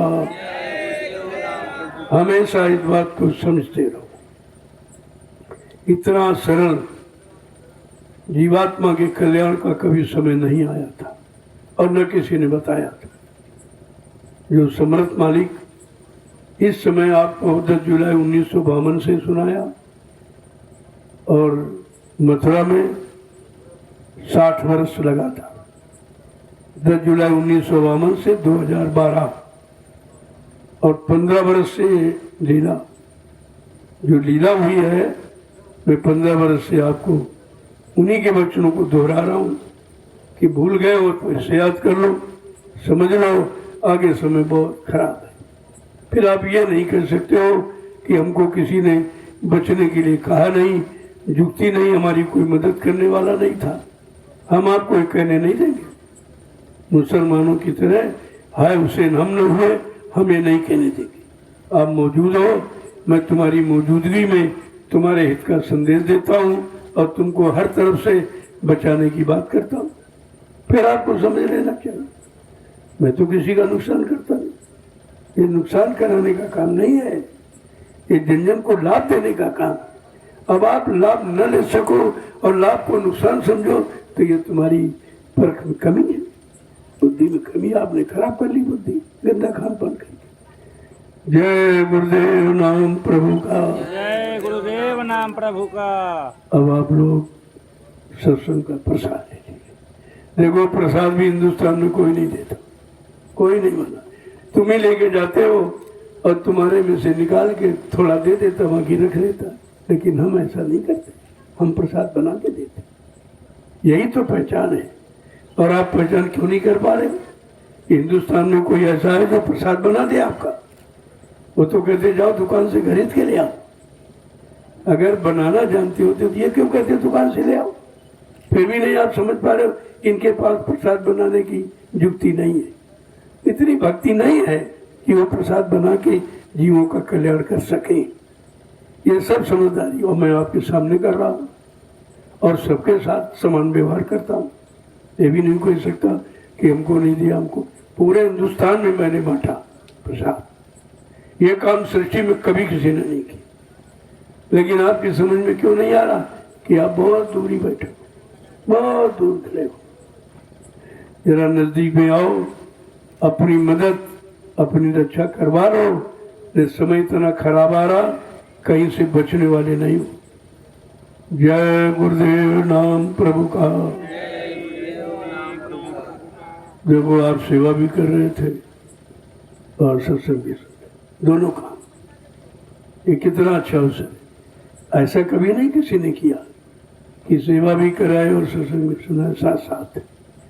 दो काम एक साथ नहीं, आज आपने वो भी करके देख ली। सेवा करने से नींद नहीं आती, सत्संग सुनते रहते। अगर खाली सत्संग सुनते तो सो जाते, आप नींद आ जाती। इसलिए मैंने सेवा साथ में रखी कि सेवा भी करते रहो, सत्संग सुनते रहो, दोनों लाभ, सेवा का लाभ अलग, सत्संग का लाभ अलग, दोनों लाभ आपको मिल जाए। सेवा की तो हमेशा भूख प्यास होनी चाहिए, क्योंकि कलयुग में और कुछ आप कर नहीं सकते। भजन आपके बस का नहीं है, खान पान आपका खराब है, बुद्धि भी आपकी खराब है, भजन तो नहीं आपसे होगा। सत्संग आपकी समझ में नहीं आएगा, इतनी जल्दी आसान नहीं है, लेकिन सेवा कर सकते। भजन में तो नींद आ सकती, सत्संग में नींद आई, लेकिन सेवा में नींद नहीं आएगी। कितना अच्छा साधन आपके लिए सरल बना दिया गया, सेवा। सबसे सेवक धर्म कठोरा, सिर बल चले धर्म मसमोरा। सबसे बड़ा सेवा कर, सेवा धर्म सबसे बड़ा, और वो आप कर रहे हो। क्यों बड़ा है? ये सेवा नहीं, परमार्थी सेवा, जिसमें आपका कोई लालच नहीं। बाकी सेवाएं आप करते हो, घर परिवार, बाल बच्चों के लिए, खेती दुकान दफ्तर, इसमें तो स्वार्थ आपका। लेकिन जो आश्रम पर आप कर रहे हो, इसमें आपका कोई स्वार्थ नहीं। पूछा जाए कि हम मिट्टी क्यों ढो रहे हो, ये झाड़ी जंगल क्यों काट रहे हो, तो कहते ये तो मैं नहीं मालूम, हमको आदेश मिला है, मैं आदेश का पालन करता हूँ। क्या मजदूरी कहते हैं? मजदूरी कुछ नहीं। कितना बड़ा काम हो रहा, और तुम जंगल झाड़ी समझ कर रह जाओगे, ये नाली और खंडक पाटते लोगों को देखते रह जाओगे, ये लाभ तुम्हारे हाथ से निकल जाएगा। मौका तो तुम्हारे लिए, क्यों मैं तुम्हारे यहाँ कर रहा हूँ, और ये कितनी दूर पूरे हिंदुस्तान के लोग आके इस भूमि का लाभ ले रहे हैं, तुम खाली के खाली रह जाओगे ऐसे। इसीलिए भगवान राम ने सुधा वृष्टि भई दो दलमाही, जिए बाल कब निश्चर लाई। उन्होंने अमृत की वर्षा करवाई कि चलो भाई, धोखे से तमाम का बद हो गया है, तो ये आप लोग जिंदा हो जाओ। लेकिन वो कहते नहीं, राम हमारा दुश्मन है, वो अमृत की वर्षा नहीं, धोखा दे रहा। तो जब अमृत की बरसात कराई तो मुंह नीचे पीठ ऊपर कर लिया, फिर बेचारे रह गए। वही तुम्हारा हाल है, तुम मुंह उधर किए हो, मैं इधर बता रहा हूँ, उधर किए। तुम सुनना भी नहीं चाहते, करना कराना तो बहुत दूर है, फिर तुम्हें माफी कैसे मिलेगी? वो पूछेगा क्या कोई मृत लोग मंडल में तुम्हें समझाने के लिए नहीं आया था, तुम्हें बताने के लिए नहीं आया था, तुम्हारे खान पान के बारे में जानकारी नहीं दी कि तुम्हारा भोजन क्या है, तुम्हारा कर्म क्या है? क्या किसी ने नहीं बताया? आप ये नहीं कह सकोगे, क्योंकि मैं आपके बीच में नित्य फल बता रहा हूँ, नित्य फल। इधर उधर की बातें मैं नहीं करता, मैं पिछली कहानियां नहीं सुनाता आपको, क्योंकि उससे कोई काम होगा नहीं। जो निकल गया समय वो निकल गया, गुजरा हुआ जमाना आता नहीं दोबारा। जो वक्त घड़ी समय निकल जाता, बाहर में नहीं आता, मैं उसकी चर्चा ही नहीं करता। मैं तो वक्त की चर्चा कर रहा हूँ, समय की, जो इस समय आपके काम की, जो इस समय आपकी साधना भजन, मैं उसकी बात करता हूँ। जय गुरुदेव नाम प्रभु का, जय गुरुदेव नाम प्रभु का। अब आप लोग प्रसाद ले लें, प्रसाद लो, बहुत संभाल के रखना इसको, यही आपके काम आएगा। और लोग इससे भी रह जाएंगे, वो आएंगे नहीं इधर, लेंगे क्या?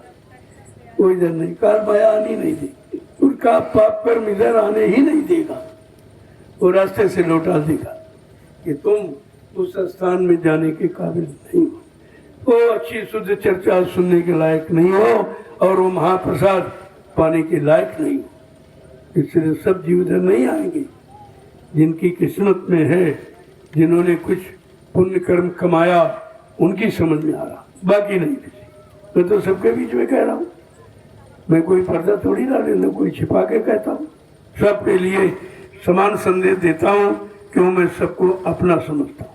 तुम न समझो, तुम्हारी बात है, मैं तो समझता हूँ, तभी आपको बता रहा हूँ।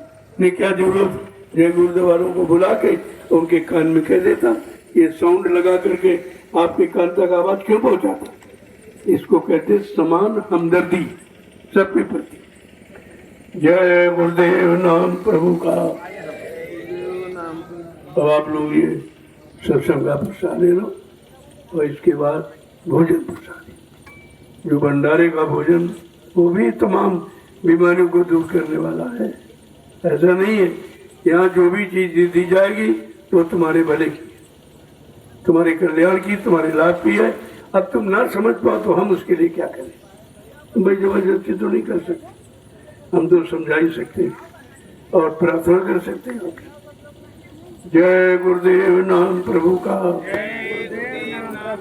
चलिए देखो, एक और अनोखा काम है जो सृष्टि में कोई नहीं करा। आप देख रहे हो हर पार्टियों के पास झंडे हैं, हर धर्म स्थलों में झंडे हैं, गिरजाघर गुरुद्वारे मस्जिदों में झंडे हैं, लेकिन कोई झंडा ये काम नहीं करा सकता जो मैं करा रहा हूं कि झंडे की परिक्रमा करो। ये जय गुरुदेव प्रभु नाम का झंडा तुम्हारी सब तरह की मदद करेगा।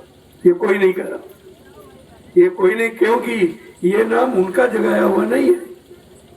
जिन संत सदगुरु ने जगाया वो काम कराते, इन्होंने तो जगाया नहीं कोई नाम, इसलिए नाम लेने से काम नहीं होगा। जिसने नाम जगाया है उससे मुख से सुनोगे तब आपको लाभ। कितनी बार मैंने कहा, वक्त मुर्शिद समय के सदगुरु की जबान से जब सुनोगे वो नाम फलीभूत होता है। अब तो चले गए, अब तो नानक जी है नहीं, जो 8-10 गुरु आए, अब तो कोई नहीं है। 10 गुरु में से कोई नहीं, फिर तुमको गुरु का पाठ कौन पढ़ाएगा? केवल सुनी सुनाई बातें बताते, उनका किया वो कुछ नहीं, इसीलिए वो लाभ नहीं हो रहा। नानक जी ने तभी कहा था, नानक नाम जहाज है बिसरे घड़ी नहीं। कहा वो समय का सदगुरु आएगा, वो नाम जहाज लेके आएगा, उस नाम जहाज को भुलाना मत, उसी से तुम जाएंगे, पिछले नामों से नहीं। पिछले नाम केवल यादगार है, वो तुम्हें समझाने बताने के लिए रखे गए कि कहीं समय के नाम में शंका न हो जाए, बाकी नहीं। राज करेगा खालसा बाकी बचे को, क्यों नहीं पढ़ते हो? खालसा माने संत महापुरुष, उनका राज्य होगा तब तुम्हारा बचाव होगा, तब तुम सुखी होगे, तब तुमको न्याय सुरक्षा रोजी रोटी मिलेगी, तब तुम परमात्मा का भजन करोगे। लेकिन उस खालसा के बिना कुछ नहीं। अब खालसा तुम जानते नहीं किसे कहते, किसी ने आपको बताया नहीं।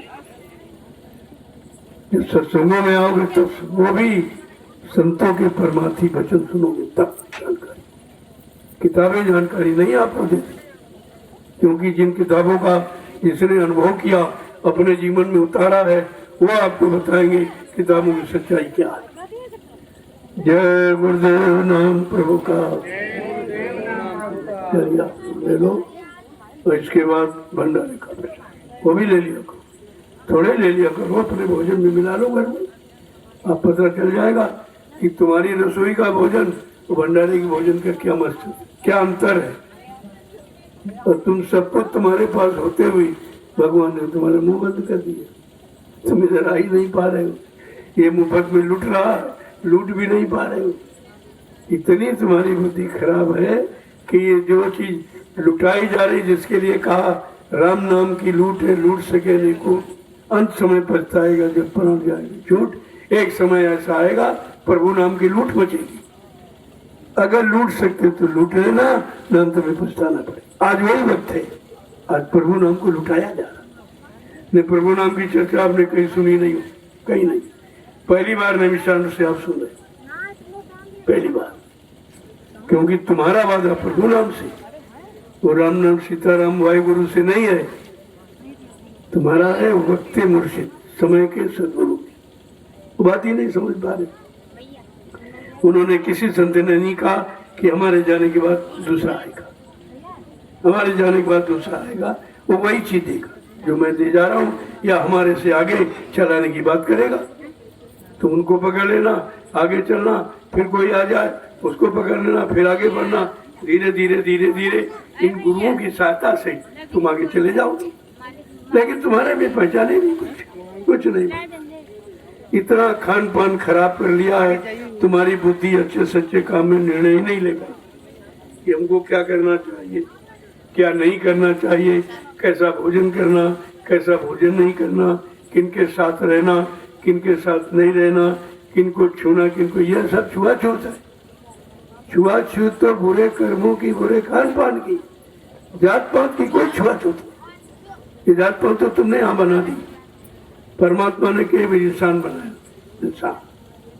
उसने कोई ना हिंदू बनाया, न मुसलमान, न सिख, से कुछ नहीं बनाया, एक इंसान बनाया था। और तुमने क्या कहा? हिंदू है, मुसलमान है, सिख है, ईसाई है, झगड़ा कर रहे हो, लड़ रहे हो, मारपीट ये करने लगे। तुम्हारी व्यवस्था में लड़ाई झगड़ा है और उसकी व्यवस्था में प्रेम है। अगर सबको इंसान समझते तो भी प्रेम करते आप, लेकिन तुम्हारे में अलगाव नीति बीच में आ गई, बहका दिया, लोगों ने भरमा दिया। अब उसी के लिए तुम यानी मैं तुम्हारे बारे घूम रहे हो। जय गुरुदेव नाम प्रभु का, जय गुरुदेव नाम प्रभु। ये सच्चा नाम, इसको सच नाम कहे, सच्चा नाम। जिसको नानक जी ने कहा, गुरु गोविंद सिंह ने कहा, जितने गुरु आए सब ने कहा कि सच्चे नाम की तलाश करो, सच्चा नाम समय से आएगा और सदगुरु के द्वारा आएगा। वो सदगुरु सच्चे नाम से तुम्हारी मदद करेगा। लेकिन आप बात ही नहीं सुनते, पिछली कहानियां दोहराते रहते, वाहे गुरु वाहे। कौन वाहे गुरु? वाहे गुरु माने धन्य गुरु। गुरु को धन्यवाद कर जब तुम्हारी जीवात्मा का उद्धार कर देगा, वो गुरु धन्यवाद करने का अधिकारी है, उसके लिए वाहे गुरु कहा गया। अरे सब वो लकीर के फकीर हो, वाहे गुरु वाहे गुरु वाहे वाहे गुरु वाहे गुरु, खत्म।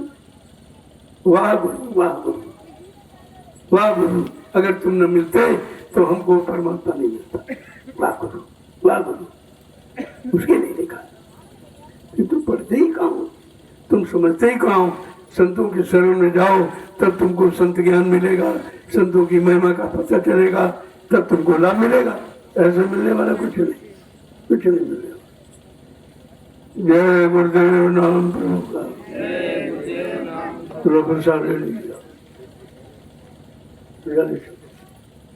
देखो मैं तो कुछ मांगता नहीं, सब जानते हैं।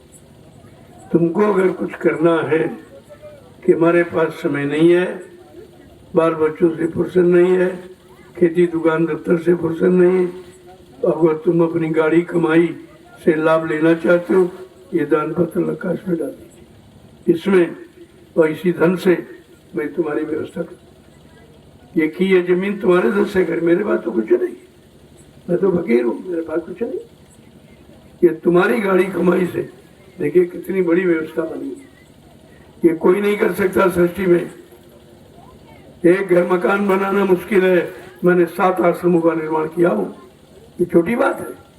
लेकिन समझोगे तब, और तुम एक घर की जगह नहीं बना पाओगे, छप्पर की जगह नहीं बना पाते। मैंने 7 आश्रम बनवाए, किसके लिए? तुम्हारे लिए, अपने लिए नहीं। किसी आश्रम में मेरा नाम नहीं पाओगे, किसी जमीन में मेरा नाम नहीं, 1 रुपए का कोई मेरा खाता नहीं। ऐसा सृष्टि में ढूंढे नहीं मिलेगा।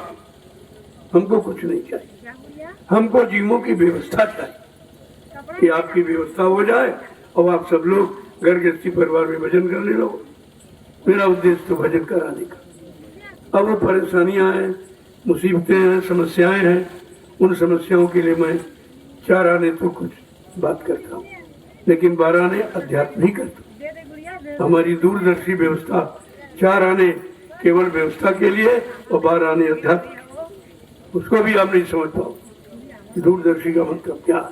जब तक दूरदर्शी नहीं आएगी किसी को कोई शांति मिलने वाली नहीं। मैं लिख के दे कुछ नहीं, चाहे जितना चुनाव करा लो, प्रधानमंत्री मुख्यमंत्री राष्ट्रपति बदल डालो, लेकिन शांति, विचार नहीं बदल पाओगे, खान पान नहीं बदल पाओगे, उनके गंदे भाव विचारों को निकाल नहीं पाएंगे आप। वो दूरदर्शी करेगी, दूरदर्शी आएगी, धरा पर सत्य बुलाएगी। कितना बड़ा काम है। दूरदर्शी का ऐलान स्वर्ग बनेगा हिंदुस्तान, कितनी बड़ी चीज। दूरदर्शी आएगी, माँ बहनों की लाज बचाएगी, ये काम करेगी। दूरदर्शी कोई राज्य नहीं करने आई, कोई लोभ लालच धन दौलत लूटने नहीं आएगी, वो संपूर्ण मानस का काम करने आएगी, संपूर्ण जीवों का। इतना बड़ा काम। दूरदर्शी का उद्देश्य विश्व गुरु हो भारत देश। पहले सुनिए, इसको समझिए तो समझ में आ जाए कि अपने लिए कहा जा रहा कि सबके लिए कहा। जय गुरुदेव नाम प्रभु का। चलिए आप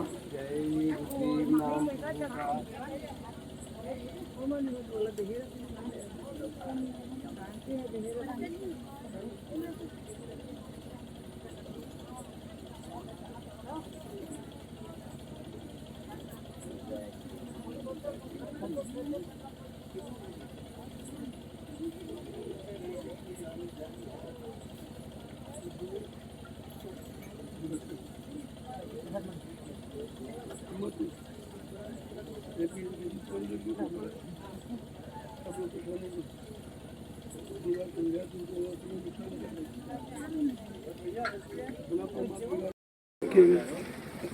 परिवर्तन का वक्त है, बहुत सोच समझ के रहिए आश्रम में। आज मैंने पूरे आश्रम का भ्रमण किया, आपने कुछ नहीं किया, सिवाय नुकसान के अलावा कोई काम आपने किया नहीं है। ये अंतिम चेतावनी है, मैं निकाल दूंगा सब, मैं रखूंगा नहीं। हमको जरूरत ही नहीं है, तुमको जरूरत हो तो कर लो, हमको तुम्हारी जरूरत नहीं, क्योंकि मैं देख लिया कुछ नहीं किया कुछ भी। मैं 8-9 महीने बाद यहाँ आया हूँ, सारा बिगाड़ के रखा। मैंने कितनी मेहनत से बनाया पता तुमको? ये तो बीच में आ गए, खाना पीना मिलने लगा, मौज करने लगे, तुमने मुसीबत नहीं देखी। इसलिए लास्ट वार्निंग है ये, होश में हो जाओ, निकालने में देर नहीं लगे। इसको सेवा करना है, ईमानदारी से रहे, वरना झोला उठा कर घर जाओ। अपने घर के 80 परिवार देखो, यहाँ रहने की जरूरत नहीं, बिल्कुल आवश्यकता नहीं। मैं आज सब जगह बोल के आया हूँ, क्योंकि कोई काम हुआ नहीं है कुछ। जैसा मैं छोड़ गया था, 8 महीने बाद आया, उससे भी खराब पाया। सारी फसलें आपने सुखा दी। ये क्या करते? ये फसल तुम्हारी है, तुमने पैसा लगाया, कम से कम ये अपराध तो न करो, न इसकी सजा पाओगे। जो पेड़ सूख जाएगा उसकी सजा तुम्हें मिलेगी, इसमें भी जीवात्मा। मैंने सारी व्यवस्था बना के रखी है, तुम उसका प्रयोग क्यों नहीं करते? पैसा तो हमें देना है, बिल हमें भरना है, सारा खर्चा हम उठाते, तुम्हें क्या तकलीफ? तो करते नहीं तुम।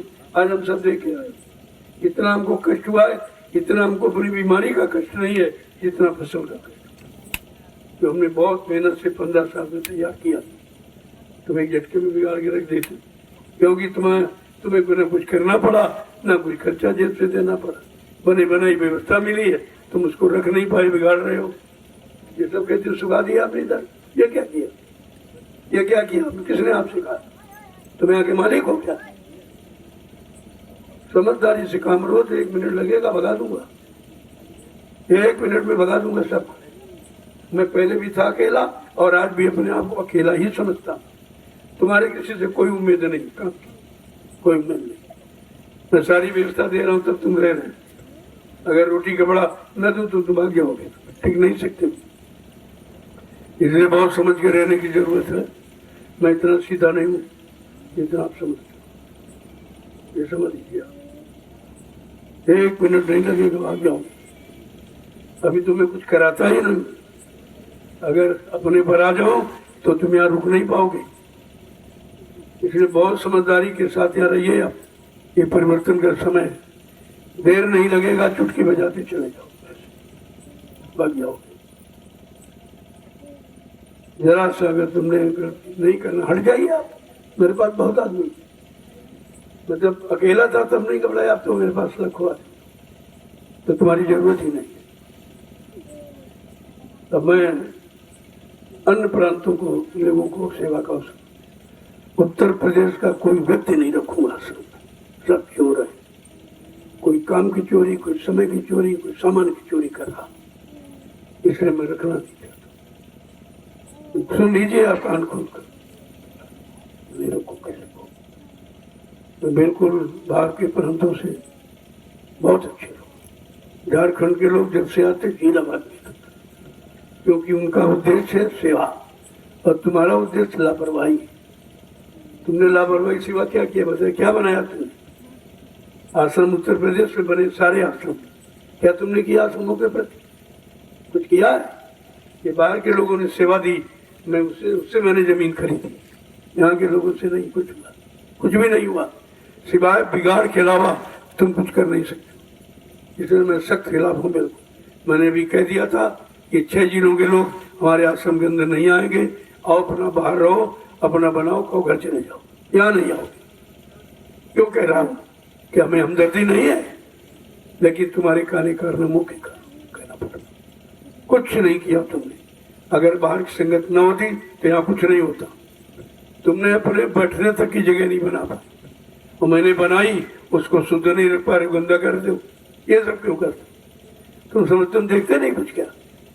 कहते नहीं है शायद अब सुधर जाओ, अब सुधर जाओ, अब, लेकिन नहीं, तुमने सुधरने की सीमा खत्म कर दी, सीमा हद कर दिया।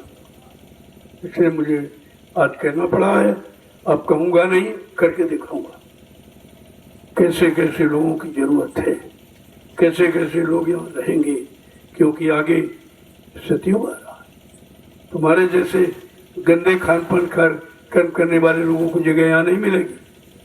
अभी मैं भी कह रहा हूँ, और कितनी बार सत्संग में कहा, पीछे से अच्छे लोग आ रहे हैं, तुम्हें धक्का मार के हटा देंगे कि तुमने क्या किया अभी तक। चोरी चमारी के अलावा कुछ किया है? कितनी चोरियां हो रही हैं? जितना सामान बाहर के लोग देते हैं तो तुमको शर्म नहीं आती, चुरा घर ले जाते। जितने सामान खुरपी, हथियार, तगाड़ी, अफवाड़ा सब चुरा के ही ले गए। कोई बम्बई कलकत्ता वाला थोड़ी चुरा ले जाए, तुम ही लोग ले जाते। तो समझ जाइए आप, अब वो समय नहीं रहा। मैं तुरंत निष्कासित कर दूंगा। मैं तो चाहता नहीं तुम लोग आओ। मैंने 6 जिलों वालों को पहले कह दिया, भैया हमारे यहाँ मत, वहाँ चले जाओ, वो 2 और लोग, वो जैन मतलब वहाँ चले जाइए आप, हमको जरूरत नहीं, हमको जरूर नहीं, हम तो सतयुग के लोग को चाहते हैं, हमें कलयुगी लोग नहीं चाहिए। वहाँ चले जाइए आप, वहाँ तुम्हारा सम्मान होगा, सम्मान दीजिए आप, यहाँ नहीं। मुझे चाहिए नहीं कुछ, मुझे तो कुछ चाहिए ही नहीं। ये जो कुछ हुआ है सब बाहर के प्रांतों से। मैंने बड़े बड़े कार्यक्रम 15 साल पूरे हिंदुस्तान में किए हैं, उनकी सेवाओं से जमीन यहाँ खरीदी है। तुमने दिया है कहीं कुछ? वही 10 रुपये 20 रुपये, इससे जमीन हो जाएगी। फिर समझदारी से काम लीजिए, भगा दूंगा। आज मैं क्या आया हूँ, अगर सेवा करना तो करो, न झोला उठाओ घर जाओ। तुम घर के भी नहीं रहोगे, यहाँ के भी नहीं, घर और घाट दोनों चले जाओ। बाद में कहोगे हम आश्रम पर रहते हुए हमारा ये हो गया, वो तुमने किया क्या आश्रम पर रहकर? नुकसान की सेवा क्या किया बताइए आप? फिर भी मैं व्यवस्था करता हूँ तुम्हारी, ऐसा तो नहीं व्यवस्था नहीं देता हूँ। लेकिन ये मत समझो कि कोई देख नहीं रहा। जिसने व्यवस्था बनाई है वो चारों तरफ देख रहा, तुम नहीं उसे देख रहे हो, वो तुम सबको देख रहा। जय गुरुदेव नाम प्रभु का। जय गुरुदेव नाम प्रभु का। मैंने आज गौशालों का निरीक्षण किया, सबसे खराब स्थिति 13 बीघे की। मैं उस गौशाले को खत्म कर दूंगा। कोई गाय ऐसी नहीं जिस पर 1 किलो मांस। ये करते क्या? ये नालायक क्या करते हैं? ये गौ हत्या। इतनी बार नरकों में जन्म लेना पड़ेगा, जन्म लेते लेते मर जाओगे। एक भी गाय पर इतना मांस नहीं, शर्म नहीं आती इनको। देखो यहाँ की गाय देखिए, वहां देखिए दयाल आश्रम की, जहाँ एक व्यक्ति है, अभी इस गांव को देख रहा। इसलिए समझ जाइए भी इनको, मैं वो गौशाला खत्म कर दूँ। वहाँ कोई भी जानवर ऐसा नहीं जो देखना। हमको इतना खराब लगा है, इतना दुख अपनी बीमारी नहीं हुआ जितना दुख इन गायों को देख के हुआ। और ये सब वहाँ चोर बैठे, सब, कोई आदमी काम करने वाला नहीं वहाँ, चोर है।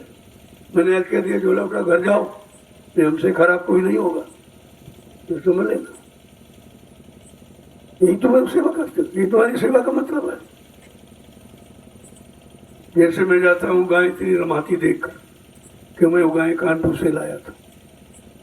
जितनी गाय आश्रम में सब कानपुर से मिलाया। आज वो हमको देखकर इतनी रमाती है, मुझे बहुत ही दुख हुआ। इतना तो मुझे अपनी बीमारी का गम नहीं है जितना इन गाँव को देख। मैं आज कह के आया हूँ, रहो तो हिसाब में झोला उठाओ घर जाओ, हमसे बुरा कोई नहीं होगा। फिर मैं कहूँगा नहीं, करके दिखाऊंगा ना। जय गुरुदेव नाम प्रभु का। बहुत समझदारी काम बहुत हो गया, बहुत हो गया, लापरवाही अब नहीं होगा। नहीं तो चुपचाप कर जाओ, अपना परिवार देखो। हमको तुम्हारी जरूरत नहीं है, मेरे पास बहुत लोग अच्छे अच्छे लोग हैं। मैं तो पहले तुमको मौका दिया, उत्तर प्रदेश के लोगों को सेवा का मौका दिया सब तरह का, लेकिन मैंने देखा कोई यानी मतलब सच्चाई ईमानदारी से करी नहीं। कुछ बिगड़े लोग हैं, ऐसा नहीं है, कुछ है भी अच्छे, लेकिन बाकी नहीं। इसलिए मैंने कितनी बार कहा कि आप लोग बाहर रहिए, आश्रम प्रवेश मत लीजिए, अपना बनाओ खाओ, अपनी व्यवस्था में आओ और सत्संग सुनो, घर जाओ, यहाँ नहीं आने की। मैंने स्पष्ट कह दिया। तो मैं बराबर देख रहा हूँ ये लोग कुछ नहीं करते सिवाय बकवास के, सिवाय तोड़फोड़ संगत में, इसके अलावा कोई इनको नहीं मालूम इसकी कितनी बड़ी सजा है।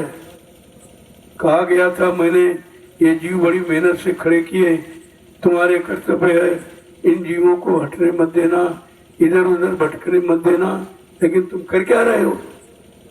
ये नहीं मालूम है कितने लाख बार अभी जन्म लेना पड़ेगा, तो भूल जाएगी चौकड़ी है। इसलिए बहुत समझदारी से रहिए आप। हमें कोई स्वार्थ नहीं तुमसे, कोई लाभ नहीं, ना कोई लाभ की इच्छा रखता हूँ। जो भी आप देते हो तुम्हारे ऊपर खर्च कर देता, तुम्हारे लिए लगा देता हूँ। जमीन बना दी कि बैठने के लिए, भजन करने के लिए, सत्संग सुनने के लिए जमीन नहीं होगी, कहाँ बैठे हुए? तुम्हारी सेवा तुम्ही पर लगा रहा हूँ, पूरे पर नहीं। ये हमेशा ध्यान रखिए। जय गुरुदेव नाम प्रभु का। जय गुरुदेव नाम प्रभु का। चलिए ले लो, ये प्रसाद ले लो, भंडारे करो। कहाँ तक मैं भंडारा चलाऊंगा, तुम्हें खिलाऊंगा? तुम सुधरने वाले नहीं हो, तुम सुधरने वाले नहीं हो। बगैर कुदरत के मार के तुम सुधरने वाले नहीं। मैं तो हार गया समझ। इसलिए उन लोगों से प्रार्थना करता हूँ, कृपया आप सत्संग में मत आइए, घर में रहो, भजन करो, वहीं रहो, भजन करो, बहुत अच्छा। यहाँ मत, यहाँ आने की जरूरत नहीं। यहाँ भीड़ बहुत मथुरा में लगी, कितने बचे? मैं भीड़ पर विश्वास नहीं करता हूँ, ना भीड़ से हमारा कोई संबंध है। मैं सच्चे अच्छे नेक चरित्रमान लोगों को खोज कर रहा हूँ, धीरे धीरे निकाल लूंगा, उन्हीं से काम हो जाएगा। तुम ऐसे ताकते रह जाओगे। तुम बहुत होशियार बनते हो ना, बाबा जी को जानते। जय गुरुदेव नाम प्रभु का। जय गुरुदेव नाम प्रभु का। चलो ले लीजिए प्रसाद।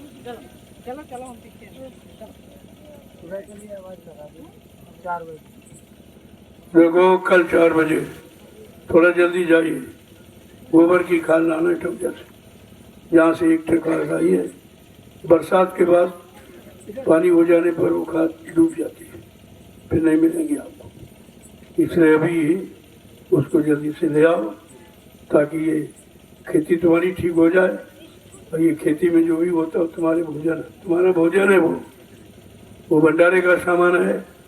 इसलिए सबको इसमें सेवा में भाग लेना चाहिए। कल जल्दी जाओ, 2 ट्रक ले जाओ, 2 डिस्ट्रिक्ट ले जाओ, भर के ले आओ जल्दी से, बरसात होने के पहले। क्योंकि वो तालाब में डालते जगह नहीं शहरों में, और वो पानी आ जाएगा तो डूब जाएगा। अभी सूखे में है, भर के ले आओ, फिर तुम्हारी खेती दुरुस्त हो जाए। सब्जी है, अनाज है, कुछ भी हो, तुम्हारे खाने की कमी नहीं रहेगी। क्योंकि मैं बाहर नहीं निकल रहा हूँ, इसलिए अनाज और सेवा कम आएगी, बहुत कम। तो आप आश्रम चला नहीं पाएंगे। इसलिए बड़े ध्यान से और ख्याल से सुन करके अमल करो, ज़्यादा अच्छा होगा। अगर बिगाड़ करोगे तो अभी तो मैं प्रार्थना कर रहा हूँ कि आप घर जाओ, परिवार में रहो, बाल बच्चों की सेवा करो, भजन करो, यहाँ मत आओ। यहाँ अगर सेवा नहीं करी तो मत आइए। ये तो सेवा का स्थान है भाई। ये आश्रम, अपना आश्रम जिसे करना है वो आश्रम में आएगा, वो आश्रम में रहेगा। आश्रम का मतलब ही यही होता है। ये कोई मंदिर मस्जिद गिरजा गुरुद्वारा नहीं है, ये पूजा पूजा की घर चलेगी, ऐसा नहीं। कलयुग में आश्रम की मर्यादा है, और आप उसका मर्यादा भूल चुके हो। मैं कहते कहते थक गया हूँ, इसलिए हमको ये फैसला लेना पड़ा कि इनसे कह दो भैया घर जाओ, न तुम घर के रहोगे तो घाट के रहो, जाओ अपनी घर गृहस्थी परिवार देखो, या नहीं। जय गुरुदेव नाम प्रभु का। जय गुरुदेव नाम प्रभु का। चलिए आप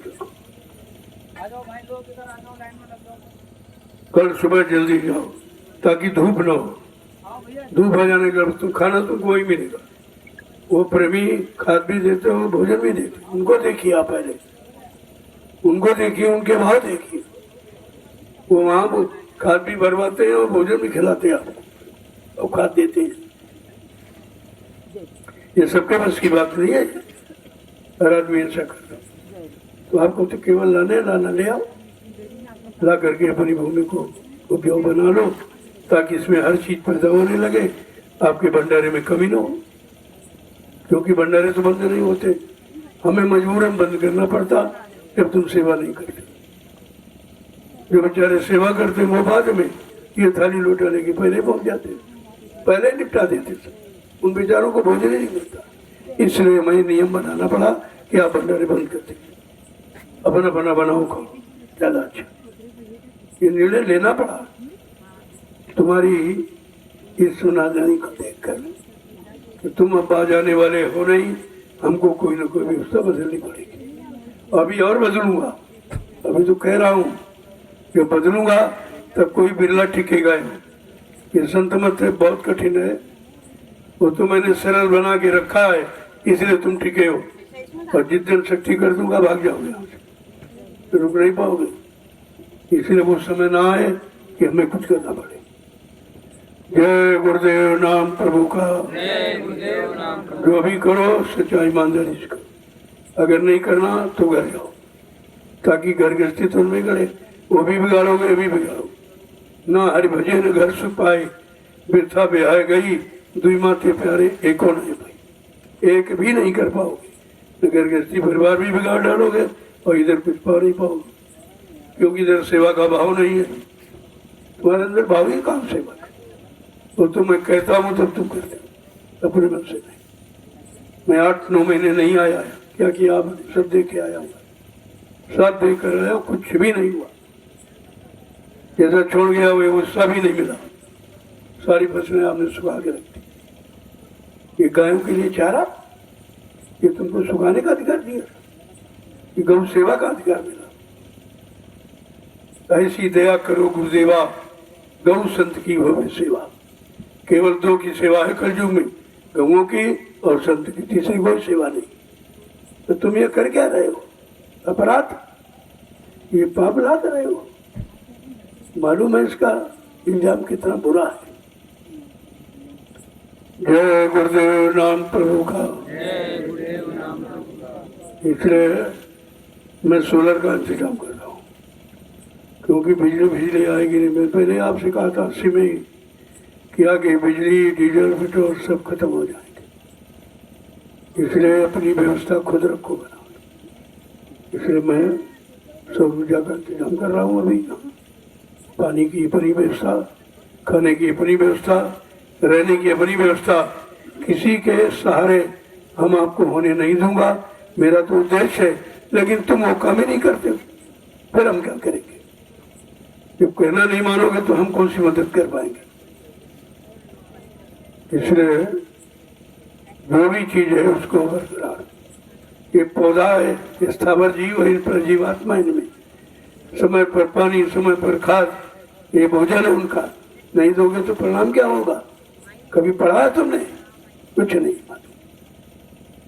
इसलिए क्योंकि वो बेचारा कहेगा नहीं पहले कि मैं भूखा हूँ प्यासा हूँ, ये तुम्हारी जिम्मेवारी है। ये जानवर नहीं कहेगा मैं भूखा प्यासा हूँ, तुम्हारी जिम्मेवारी। तुमको जिम्मेदार बनाया गया 4,84 लाख शरीरों का, और तुम कर क्या रहे हो? अपनी जिम्मेदारी नहीं निभा पा रहे हो तो तुम उनकी क्या निभाओगे? इसलिए सावधान हो जाइए। बस अंतिम शब्दों में यही कहूँगा, सावधान हो जाइए। समय परिवर्तन का है, बदलते देर नहीं लगेगी, चुटकी बजाते। इसीलिए तो कोई समझ नहीं पा रहा मेरी बात। सब आते हैं चले जाते, आते चले जाते। आप ये कह दीजिए ना, मैं कुछ नहीं कहता। मैं वही कहूँगा जो होने वाला होगा, जो नहीं होने वाला मैं उसको कभी नहीं कहूँगा। तो ये सब कहलाना चाहते, हमको कह दो, हमको ये बना दो, हमको तुम बनने के काबिल ही नहीं, तुम्हें क्या बना दिया जाए? तुम अपना काम नहीं कर पाओगे तो देश समाज का काम क्या करोगे? ये कहने का काम नहीं, करने का। ये सब कहलाना चाहते। कोई राम को अवतार घोषित कर दीजिए, कोई कह हमको सदगुरु बता दीजिए। यार भाई, हमको तो कोई लक्षण तुमने दिखाई नहीं देते, मैं कैसे कह दूँ? वो तो लक्षणों से पहचान होती है, तुम्हारे में कोई लक्षण ऐसा नहीं। तुम अपन कहते हो कहते रहो, तुम जानो, वो तुम्हारी बात मेरी बात, मैं किसी के लिए कुछ कहता ही नहीं। अब अपने मन से हमारी बातों को न समझ पाए, हमारे इशारों को न समझ पाए, कुछ का कुछ अर्थ लगा ले, तो ये उनकी बात। मैं किसी को कुछ नहीं कहता, क्योंकि हमको तो कोई ऐसा दिखाई ही नहीं देता कि जिससे किसी काम की उम्मीद की जाए। हो गया, तुम परिवार नहीं चला पाओगे, समाज देश क्या चलाओगे, तुम्हारे बस की बात है। इसलिए सीखने का समय है, सीख लो। ऐसा सीखने का स्थान भी हिंदुस्तान का विश्व में कहीं नहीं मिलेगा जहाँ हर तरह की शिक्षा है आपके लिए। अब ना लो ना करो तो वो तुम्हारी बात है। मेरा काम जितना मैं कर रहा हूँ और इतना बीमार होने पर भी कर रहा हूँ, डॉक्टर ने मना किया, बोला नहीं, मिलना जुलना नहीं सब, लेकिन मैंने कहा भाई ऐसा नहीं हो सकता। मैंने ये परिवार तैयार किया है तो मेरा परिवार के पास गद्दारी नहीं होगी। मैं अंतिम श्वास तक कुछ न कुछ करता ही रहूंगा। जय गुरुदेव नाम प्रभु का। चलो आप लोग चलिए, हरे भंडारे में चलो, टाइम हो गया, 11:15 होने वाला है। चलिए, क्योंकि सुबह आपको जल्दी निकलना है, जल्दी चलो, भंडार प्रसाद पाके सो जाओ, आराम करो, सुबह निकल जाओ, 2 गाड़ी भर रहे हो, देखते हैं जैसा समय मिलता रहेगा, क्योंकि अगर बारिश हो जाएगी फिर नहीं ना पाओ। इसीलिए कह रहा हूँ जल्दी करो, जल्दी। अगर कोई वैसा समय होता तो कहते चलो आप, नहीं तो 10 दिन बाद ले आना, लेकिन अगर पानी गिर गया तो बड़ा मुश्किल होगा, वो सब खाद फिर भीग जाएगी, फिर आप भर नहीं पाएंगे। वो तालाब है, शहरों में जगह नहीं, वो तालाब में डालते बेचारे, डेयरी है उनके पास, वो प्रेमी खाद भी दे रहे, रोटी बना के भी आपको खिलाते और साथ साथ में सेवा भी करते। उनको देखिए आप, तो आपकी समझ में आ जाएगा कि उनको मिलेगा कि तुमको मिलेगा, तुम्हें क्या मिलने वाला। ऐसे रोटी खा के बोझा लाद के चले जाओ, भंडारे की रोटी के 9 उंगल दांत, भजन करे तो भरे, नहीं तो फारे आउट। इतनी खराब रोटी है तो तुम हंसी मजाक समझते हो, तो जाइए फिर भोगो उसको, हमसे मत कहना, मैं एक भी बात सुनने वाला नहीं हूँ। बात जय गुरुदेव नाम प्रभु का।